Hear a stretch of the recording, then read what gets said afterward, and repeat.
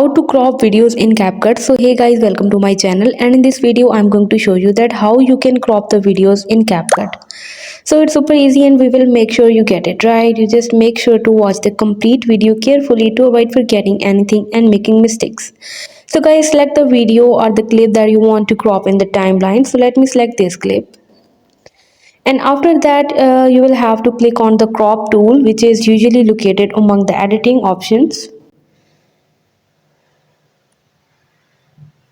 So tap right here on this layer, and after that, to crop that video you will have to tap right here on that video with two fingers, and you will have to drag your fingers, and this is how you can crop your video by tapping right here on that video. So this is the only way to crop video in the CapCut. Hope you guys like my video, and please consider showing your support by commenting, liking, sharing and subscribing to my channel for more valuable content in the future.